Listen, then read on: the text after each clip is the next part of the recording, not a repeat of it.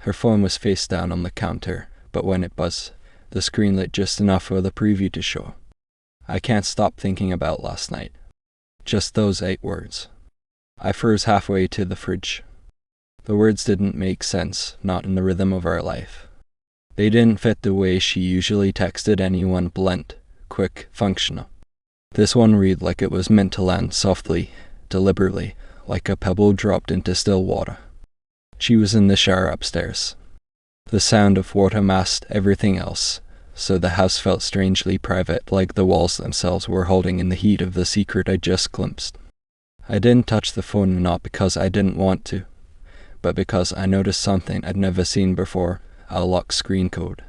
She'd never had one. She told me once that keeping things open was easier for both of us. Beside the phone sat the brass compass I'd given her on our 2nd anniversary. Back then, I'd thought it was romantic initials engraved inside the lid, a small reminder that we'd always find our way back to each other. Now it just sat there, lid snapped shut, polished enough to catch the light and send it right into my eyes. I almost looked away, but for some reason I couldn't. It felt like it was watching me more than I was looking at it. The buzz stopped. Silence again. I stood there for a long minute, debating whether to call out to her to ask about the message. But what would I even say? That I'd been standing over her phone like some stranger in our own kitchen. Instead, I stepped back, leaned against the counter, and tried to slow my breathing. My mind kept repeating the words I'd seen. I didn't want to picture the context, but the human brain doesn't care what you want. When something doesn't add up, it fills it in the blanks anyway. I imagined her speaking closely with someone, speaking just under the level of normal conversation. The water shut off upstairs. Pipes groaned in the walls. I could hear the faint scrape of the shower curtain, the tap of something being set down on the sink. My chance to look at the phone, if I had even been considering it, was over. I pushed myself upright, trying to look as though I just wandered into the kitchen for a drink. When she came downstairs, hair damp and skin still flushed from the heat, the first thing she did was glance at the phone. Her eyes flicked toward it, then toward me, then back. The pause was short, but it was there enough for me to notice. She picked it up, turned the compass so the lid faced down, and slid both into her bag in a single, practiced movement. "Long shower," I said, aiming for casual, though my voice landed flatter than I meant.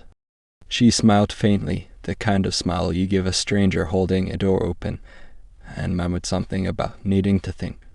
She poured herself coffee and kept her eyes on the cup. I didn't press. Not then. But the image of the screen those 8 words stayed behind my eyes like the afterimage of a bright light. And the compass, polished, closed, perfectly aligned beside the phone, it felt like a part of the message itself. I didn't know it yet, but this was the first moment I stopped assuming I understood the ground I was standing on. The weeks after that message didn't collapse all at once. They stretched, like someone pulling at a thread you don't see until it's already unraveled halfway. It started small. She became harder to pin down in conversation. I'd ask about her day, and she'd answer in 3 words when she used to give me a story. Sometimes, mid-sentence, her eyes would drift just past my shoulder, like she was listening for something I couldn't hear. She still smiled, but it was delayed, like she was remembering to. One night, I noticed the compass was gone from her desk. It had always sat there, right next to her laptop, lid open so the engraving caught the light. She said it felt like a good anchor during work. Now, the space was empty except for a coffee ring and a closed notebook. When I asked about it, she said it was somewhere safe. She didn't elaborate. Around the same time, I started getting security notifications. Odd logins to our shared cloud account, one from a city we'd never visited, another from a device I didn't recognize. At first, I assumed it was some random glitch or sync issue, but the timestamps always lined up with her late-night calls. Those calls became more frequent. She'd pace the living room with her phone pressed tight to her ear, murmuring things I couldn't quite make out. If I walked in, she'd turn toward the wall or step outside. She said it was easier without background noise. Her habit shifted in other ways, too. She started locking her car, even in our driveway. She began putting her phone face down everywhere at the table, on the counter, even in bed. Once, I caught her typing quickly and then deleting the whole thing when she realized I had walked by. It wasn't just about her being distant, it was about how precise the distance had become. She wasn't forgetting to tell me things, she was choosing exactly which things I wouldn't hear. That kind of curation doesn't happen by accident. The strangest part was how normal she made it all look. She'd still ask me about work, still laugh at old jokes, still lean on my shoulder during a movie. But each moment felt staged, like a photograph someone took over and over until it looked natural. I kept telling myself I was reading too much into it, that maybe stress was pulling her in other directions. But the thought never stuck for long. One evening, I saw the compass again. He was sitting in her passenger seat when she pulled into the driveway.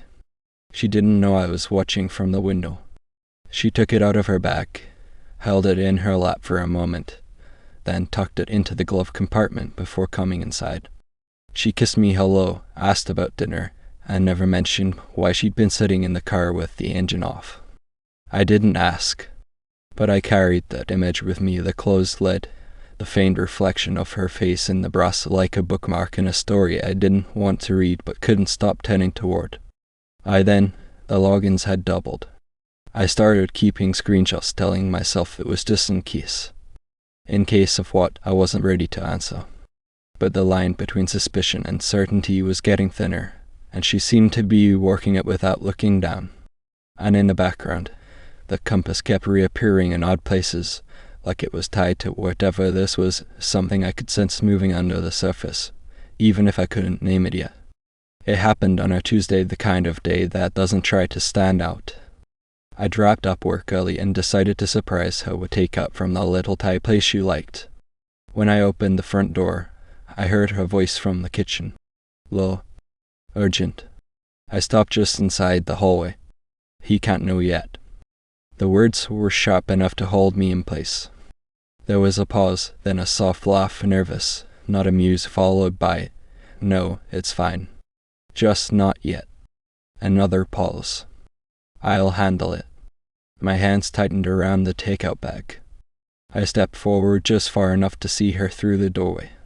She was leaning against the counter, phone pressed between her shoulder and ear, a cloth in one hand.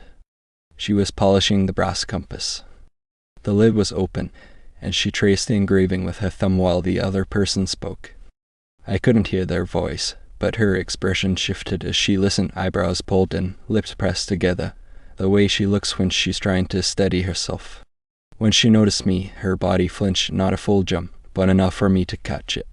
She ended the call in a rush, almost fumbling the phone onto the counter. "You're home early," she said, setting the compass down too quickly. "Yes," I answered. I set the food on the table. Thought I'd bring dinner. She glanced at the containers, but didn't move toward them. "That's nice," she murmured, then picked up the compass again, closing the lid this time. "I was just cleaning this. Haven't touched it in ages." The words didn't fit. I'd seen her with it barely a week ago in the car. "Looks shiny," I said. My voice came out more even than I felt. She gave a small laugh, too light, too quick, and slid the compass into her pocket. "Yeah, I guess it does." Then she walked past me into the dining room, talking about how she'd had a long day. The food went cold faster than it should have. We ate in fragments of conversation, each bite interrupted by the sound of her phone vibrating on the counter in the next room. She didn't get up to check it, but I could tell she was listening for it. Later that night, I passed by her office and saw the compass on the desk again, but this time, the lid was closed tight. I wondered if she'd cleaned it for someone else to see. I told myself there could be a reasonable explanation. Maybe it was a friend's secret she was guarding. Maybe the compass just reminded her of a happier time. But the way she looked at me in the kitchen like I'd walked in on her mid-thought, mid-plan, didn't feel like friendship. That night I lay awake longer than I meant to, trying to picture who was on the other end of that call. Every time I thought I had an answer, the image shifted, as if my mind refused to settle on a single version of the truth. But one thing stayed constant, the compass in her hand. the initials catching the kitchen light like they belonged to someone else now. And for the first time, I started to wonder if they did. It was late, and I was in my office, looking for an old tax file on our shared cloud drive. The search pulled up more results than I expected of folders I didn't recognize, each with names that didn't mean anything to me. One was buried 3 levels deep under generic labels. I almost skipped it, thinking it was some work thing of hers, but when I opened it, I saw thumbnail images that didn't belong to any project I knew she was working on. The first clip loaded in a grainy, muted tone footage from what looked like a parking lot at night. She was there, stepping out of her car. She wasn't wearing her work clothes. She had the brass compass hanging from her wrist by a thin chain, the lid catching light from a street lamp. A man approached. He didn't step into full view, but enough to see the outline of his shoulders, the way he leaned toward her. She stayed where she was. In another clip, they were standing closer, talking. I couldn't hear audio, but I could read the ease in her posture, the way she shifted her weight toward him, the tilt of her head. The compass swung slightly between them like a metronome. I sat there with my hand on the mouse, unable to click away. I went through the clips one by one. Each one was short, but each showed the same pattern, her arriving, meeting him, standing in that same spot. It wasn't business. She wasn't handing over documents or merchandise or anything you could mistake for work. There was no exchange except presence, and that was enough to make the air in my office feel heavier. I realized the clips weren't from any device I'd set up. They'd synced automatically from her phone, probably without her realizing the account was still linked to mine. The timestamps lined up with the night she said she had extra work to finish. I leaned back, staring at the screen. For weeks, I'd been holding on to the idea that there could be an explanation, that my suspicion was just me connecting dots that didn't belong together. But the footage didn't care about my rationalizations. It just sat there, still and undeniable. I closed the window and shut the laptop, but the images stayed in my mind. The compass in her hand, the same one that had once felt like a promise, now looked like an anchor to something I couldn't name. The rest of the night, I barely spoke. She came home late, hung her coat in the hall, and kissed my cheek like nothing had changed. But I noticed her eyes flake toward my desk, as if she sensed I'd been somewhere I wasn't supposed to be. And for the first time, I didn't push away the thought that she might be living an entirely different life right alongside mine. The vibration didn't match any of my usual alerts, a single, clip tone while I was sorting receipts. An unknown number. The message was polite, you should know before everyone else does. Beneath it, a link to our shared cloud, pointing at the same path where I'd found the parking lot clips. I opened it and felt the room step sideways. Someone had curated everything. The videos were reordered, labeled with dates pulled from metadata. There were still frames exports that froze her mid-step beside the same car, a silhouette approaching. In one image, the brass compass was open, lid catching the streetlight our initials sent out like a logo. Underneath, a caption, proof. Instinct pushed me to the cloud dashboard. The activity feed scrolled a new device, token granted. Public link created. I revoked one link, reset the password, added 2-step verification, and watched another link appear in a mirrored folder I hadn't made. Whoever sent the message wasn't just looking, they were running a sequence. Another text landed. No threats or demands. Just a list of names: my mother, my supervisor, 2 clients, a distant cousin. Each had a check mark. I couldn't tell if it meant access or next in line. The idea of my life arranged for familiar eyes thinned the air. I searched the folder for anything that might blunt what I'd seen. The compass kept returning like a watermark open in one frame, shut in another, hanging from her wrist, resting on the dashboard. If you wanted recognition without faces, that compass delivered it. We'd made it identifiable the day we engraved our initials. Triage took over. I exported logs, archived emails, copied work files to an external drive.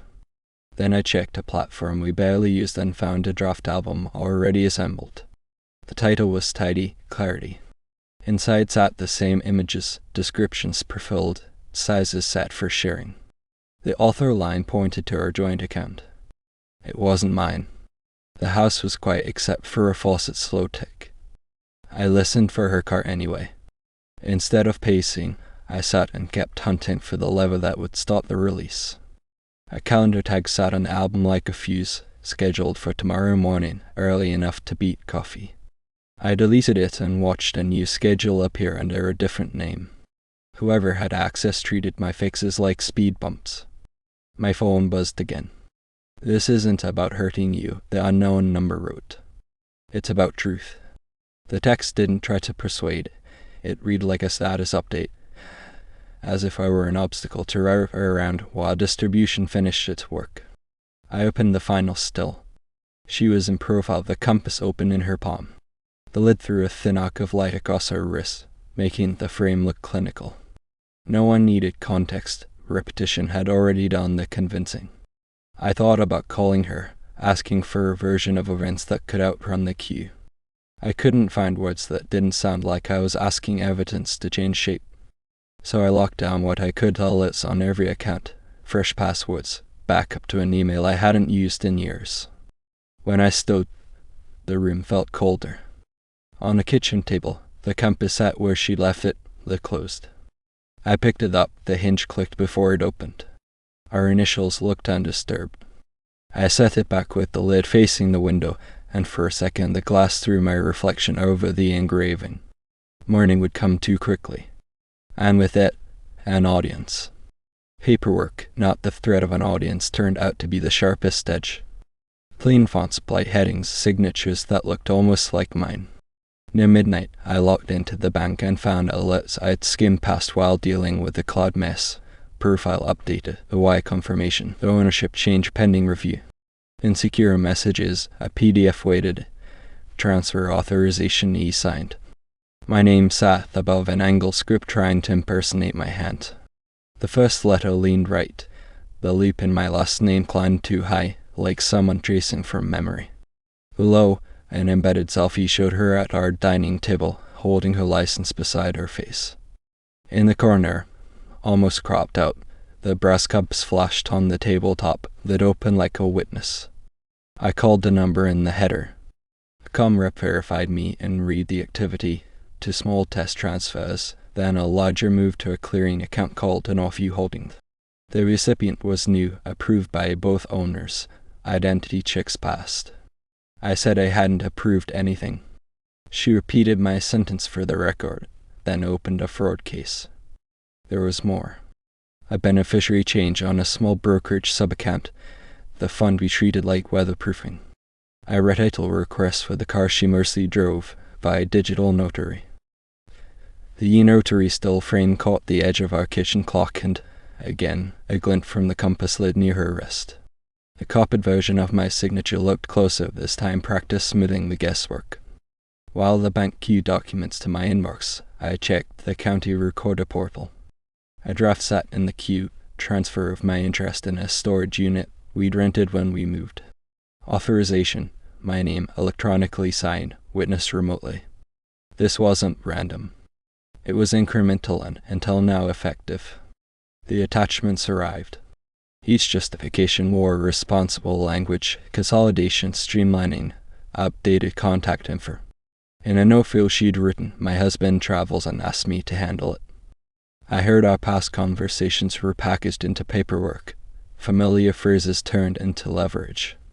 A stranger might have believed it. I texted once, "Did you move funds for something time-sensitive?" The typing bubble appeared, vanished, returned.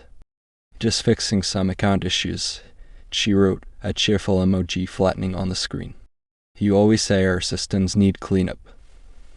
It read like an inside joke angled into excuse. I didn't reply. I printed the PDF, the pages warm, edges curling, and lined them across my desk. I set the compass on the top page, lid closed. Our initials sat above the forged signature like a caption. I took photos, backed up copies, and felt my attention shift from doubt to inventory. Not rage. Not yet. Just accounting. Then I called back. We froze the retitle and the brokerage, placed holds, requested the notary recordings. Each confirmation email landed with the same metallic tick. I compared timestamps and saw the pattern: approvals on the same night she'd been working late. The footage and the transfers marched in step, separate tracks of the same plan. When I killed the lamp, the room fell to window glow. In the glass, my reflection hovered over the compass. She wasn't only drifting, she was quietly taking apart what we had, piece by piece, with documents that used my name like a mask. I slid the compass into the drawer and left the pages on the desk. Found like a map I finally understood. The decision came without ceremony. No countdown, no dramatic pause. Just a point where the equation felt balanced enough to walk away. At 4:12 a.m., the house was hollow, only the hum of the refrigerator and the soft tick from the living room clock. I moved through it quietly, collecting what was mine: a few shirts, laptop, hard drive, the folder of printed documents. Each went into a plain duffel. I didn't bother with the things that could be replaced. In the kitchen, the brass compass waited on the counter where I'd left it 2 nights ago. I turned it in my hand, felt the hinge catch, and opened the lid. The initials were still sharp in the metal, no sign of wear despite years in pockets and drawers. It had been a gift about direction.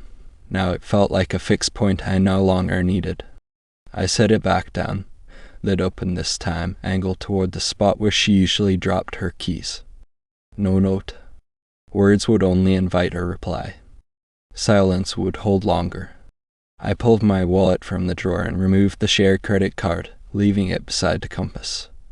My phone went into airplane mode before I powered it down completely. The cloud account password changed again, this time to a string of characters I wouldn't bother memorizing. I signed out of every shared service, closed every open session. In her office, the desk was clear except for a coffee mug and the charging cable for her phone. I unplugged it, coiled it neatly, and left it on the chair. The drawer with the false bottom, where I once found the compass tucked away, stayed shut. Whatever was inside could stay hers. At the door, I paused long enough to listen. No footsteps upstairs, no shift of weight on the bed. I locked it from the inside, stepped out, and pulled it shut. The click felt louder than it should have. Outside, the air was cold enough to bite. My car door opened without a sound. I slid behind the wheel, started the engine, and let it idle while I looked back at the windows. The kitchen light was still on, casting the faintest reflection of the compass onto the glass. I didn't check the rear view and I pulled away. The silence was part of the exit. No calls, no messages, no signs to trace.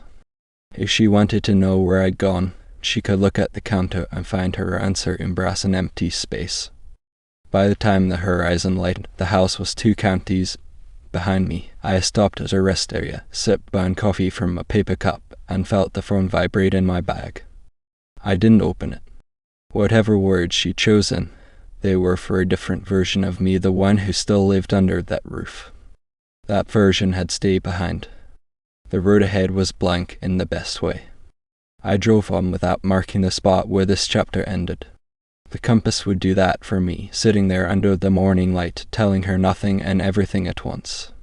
I moved in straight lines: work, sleep, simple meals, a rented room where nothing had a story. Weeks slid past without the need to count them. Quiet suited me. It didn't ask for explanations. News still found me. A coworker sent a link with no caption. Her name appeared with a different last initial tagged by strangers. The posts were careful, dressed as concern, pattern, a boundary, a finances. Mentions of parking lots, late calls, limited answers. No one used heavy terms. They didn't need to. That afternoon the bank closed my case. The summary was clinical: freeze held, funds returned, attempted transfers blocked. A footnote mentioned a secondary claim by third party denied. The clearing account showed another sign-in from our old address. I pictured him filling out forms beside her, mistaking paperwork for trust. A week later, an email arrived from a man who didn't introduce himself.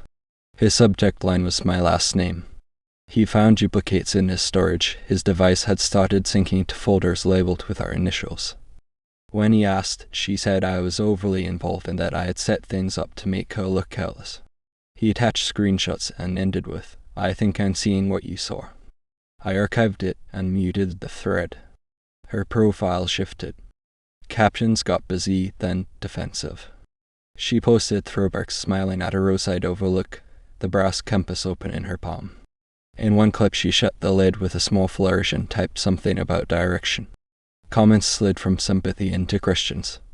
The account went private the next day. More messages arrived, 2 friends from her circle, a cousin who never liked me, a client who'd heard rumors and apologized for the noise. Different versions of the same story, all with parts I recognized. I answered none. Silence, once a tactic, became a routine that finally fit. Updates came in fragments. He left, apparently. The timing overlapped with local posts about a boundary issue at his job, nothing formal, just the kind of smoke that follows a small fire. She moved apartments twice and tried to cancel the storage unit but couldn't without both signatures. A mutual friend said she'd asked to meet my old supervisor to clear the air. He asked if I wanted to be looped in. I told him no. On a winter bright morning, a padded envelope turned up at my mailbox, no return address. Inside was the compass. No note. The hinge had a scratch I didn't remember. I turned it once in my hand and didn't open the lid. I set it on the shelf by the door, not as a keepsake, but as proof that an object can outlive the story that made it matter. Sometimes a ghost notification still tries to stitch the past to the present, a password reset I didn't request, a shared album I never joined, a relative forwarding a rumor like a weather report. I clear them with the same economy I use for junk mail. The distance isn't dramatic, it's administrative. If there's a lesson, it's small. Direction doesn't come from the instrument, it comes from deciding where not to return. So the compass stays shut, the inbox stays quiet, and whatever she's telling herself now belongs to her and whoever's still listening. I lock the door, pocket my keys, and step out without looking back. Some stories keep spinning, I don't.